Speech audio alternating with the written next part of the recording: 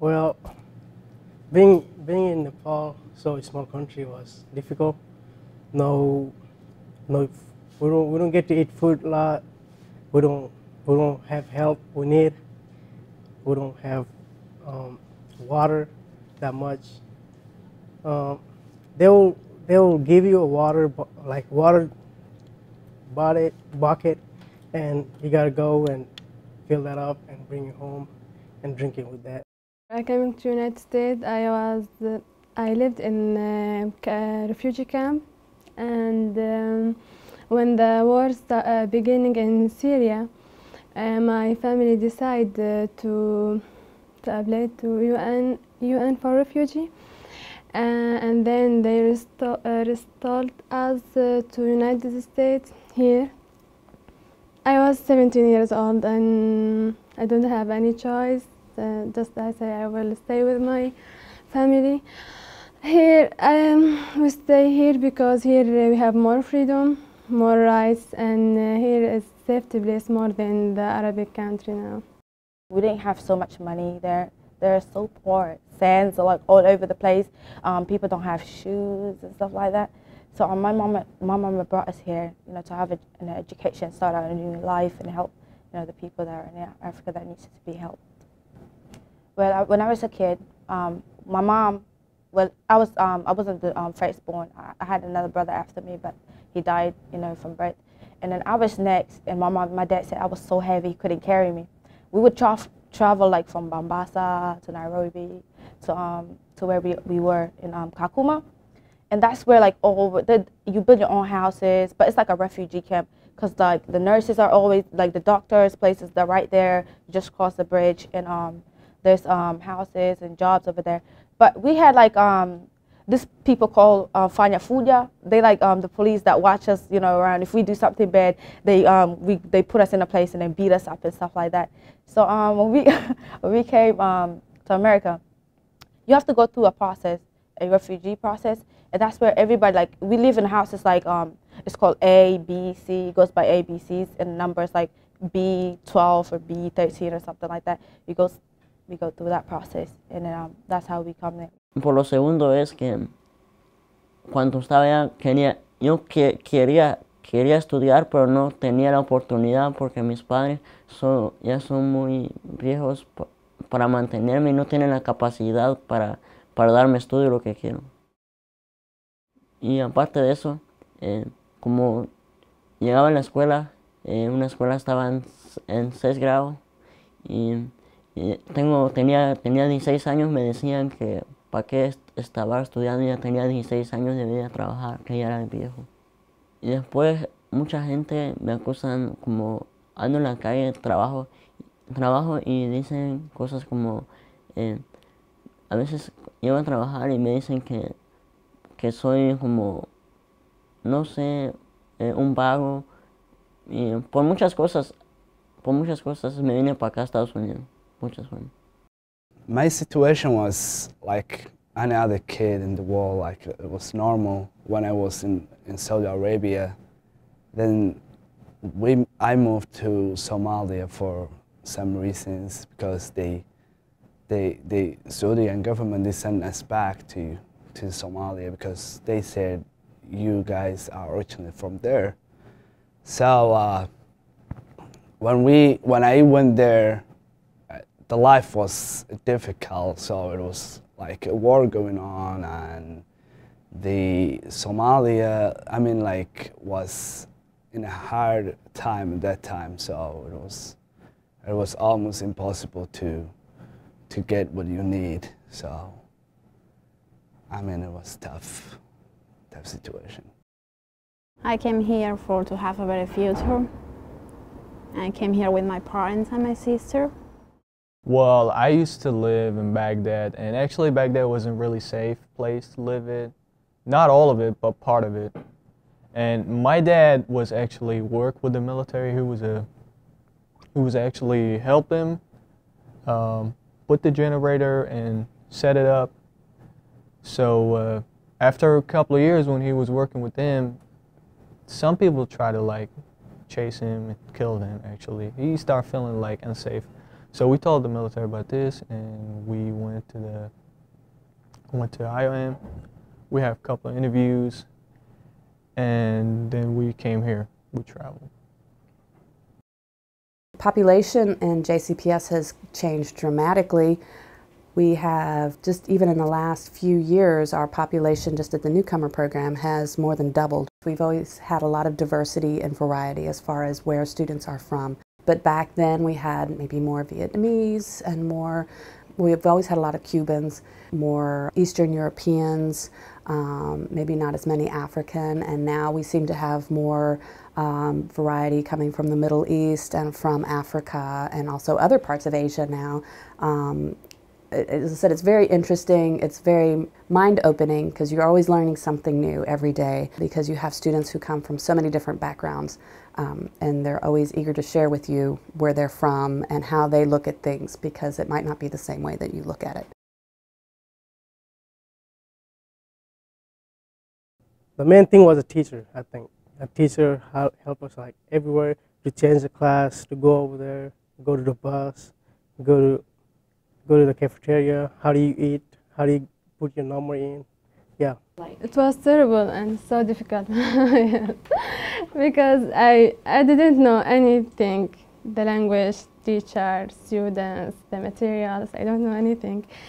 I felt I want to run back to my home or I will cry here, but it is because it's a hard situation for me. Mi primer día fue muy triste porque muy aburrido porque no le entendía lo que decía la maestra. Bueno, escucho un poquito y ya no escuchaba lo que decía. Yeah, I mean, the first day that I came here, I was like kind of, I don't know where I'm going, which class I'm going to.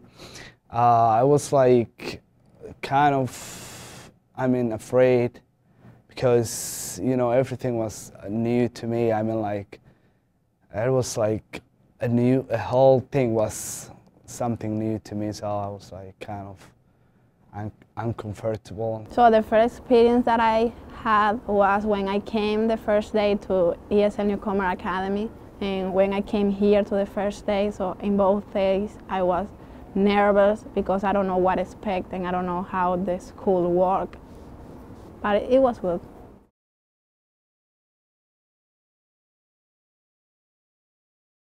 My family and I feeling strange because we didn't know anybody here, and for some people looking to us as a Muslim is different, is unfriendly way, just they scare us from them, but everything there changed.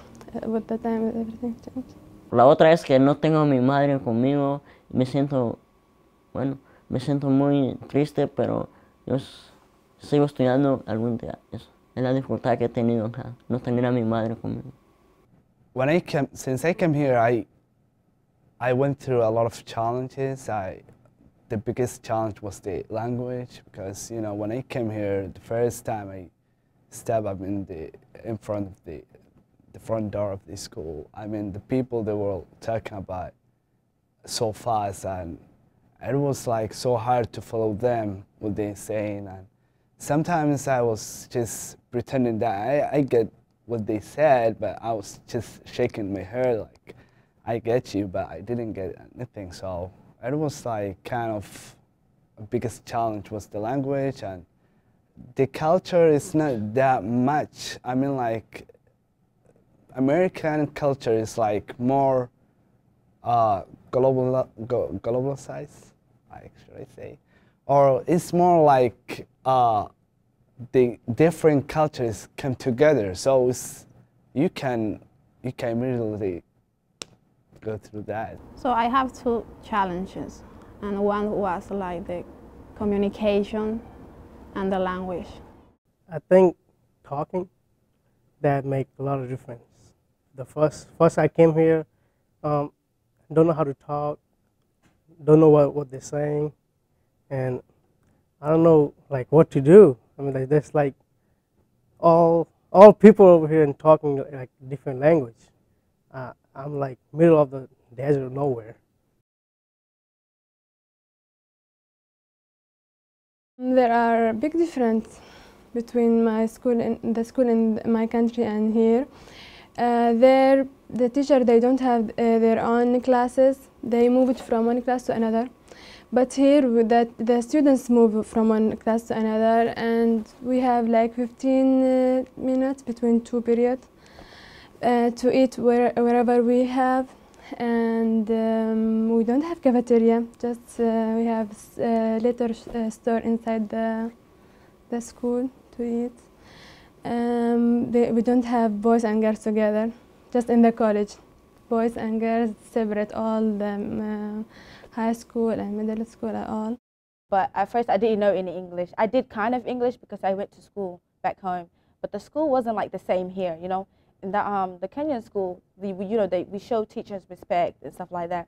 So every time a teacher walks into the door, we have to get up. It's like people doing, you know, the Pledge of Allegiance here, but we have to get up and say, "Good morning, teacher." You know, if you don't get up, we get whooped. Here, you just walk in anytime you want. If you don't want to do the pledge, you don't have to do it. So like I was like, you know, JCPS was kind of, I learned new stuff. I mean, it wasn't the same. So it's like a different new experience. When I first met my teachers, I was like, I didn't want to talk because I thought that my language, like speaking English, would be like different from here. But people were like, you are going to speak English. I would say stuff like, hi, how you doing? I would only talk to my teachers, never the students. And when I do talk to the students, I always say something mean because I was like nervous and I didn't want to say the wrong things and stuff like that. It's a lot different. We got to walk to school, walk back home. In the lunch, you got to go back to home, eat it, and come to school again. So a long walk, like 20 minutes from my house to the school. That was a lot different. We don't got no bus. It's way different because the education system is way different. Right here, we attended to take a test on multiple choice, and we studied. When I was there in Iraq, we used to write essays. So that's why it's different. It's like we used to read the book and write an essay. Like everything, history, essay, short essays, not really long essay, just a short. Like everything was only essay. Even the language where we used to study, like Arabic, essay. We write the essay in Arabic. Even the meaning, everything. So in Cuba you don't have internet, so it is difficult to find information that you need to study for a test or a quiz. In Cuba, you don't have calculator, so you use your mind to do exercise with math.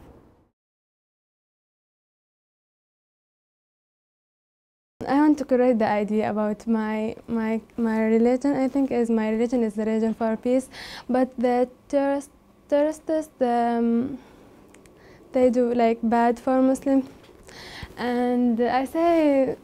We have a proverb in my country that your finger is not all the same. I mean, all the Muslims are different. We have bad and we have good. Most the girls here ask me, and why you wear a scarf, why you cover your body.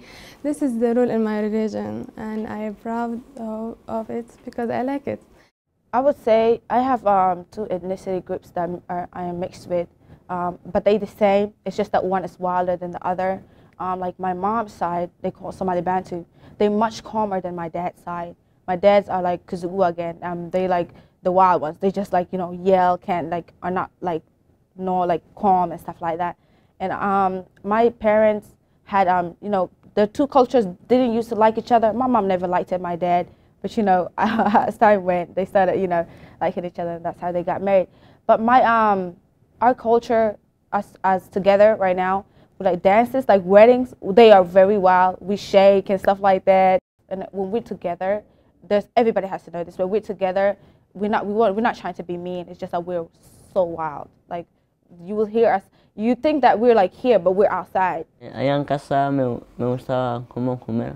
Me gustaba mucho. Mi cultura es comer frijoles, queso.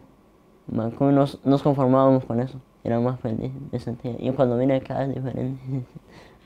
Since the religion is a part of the cultures and the belief is that stuff, so I mean, my belief is Islam.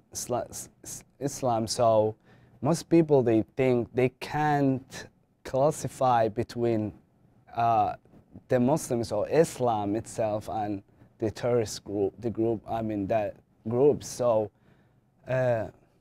It is so hard sometimes to deal with that as a Muslim, so because there is a group of terrorists doing horrible things around the world, so the people, they think that you are part of them or you support them, or Islam is really the terrorist. So what I believe is not, because Islam is the belief, the terrorist is the group, so no connection between this and that. So our culture is like, you know, we don't have like festival, we put the red stuff in the head. I think they think that's like funny, like they don't do it here. One day I put the red stuff in my head and went to school. I had to wash it with it. They was making fun of me, like, what is that, what is that, what is that? And I can't explain it. It's like, keep saying it. So I think they're all the same. You, me, we're all the same. There's a lot of things I want to be. At first I said I wanted to be a teacher. I think that's like everybody's dream, like as a student, like a little kid, they would say, oh, I want to be a teacher. Well, as I got to high school, I started saying I wanted to be a businesswoman. I wanted to start a big mall, like, the Jefferson Mall for international, like, people. Like, we don't, like, when we come here, we don't find our clothes like we do back home. So I wanted to start a big business for any clothes, Indians, Somali Bantus, Arabs, all that mixed together, and everybody's welcome. And I want to make a difference and help people, that need to be helped. Tener buena vida, estar con mi mamá, mi familia. Mi principal es tener ese anhelo de ser maestro de educación física, dar clases y salir adelante. My future goals is to be a doctor because I like to help other people.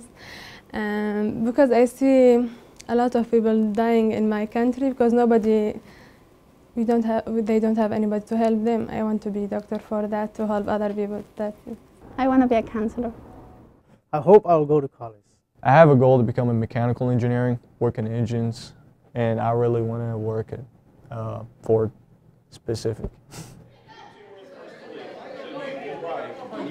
There are so many different advantages of having a diverse student population within our district. We're very fortunate to have students who come to us and bring such rich background experiences and culture and having a perspective that's different from what our typical Americans experience allows our students to be valued contributors because they see things from a different perspective in ways that our American peers don't always have the personal experience to be able to problem solve in this way.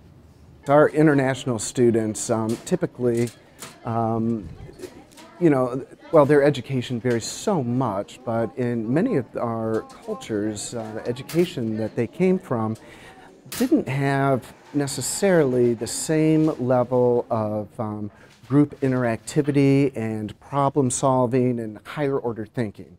And our American peer students can help model and can help bridge that gap for our students.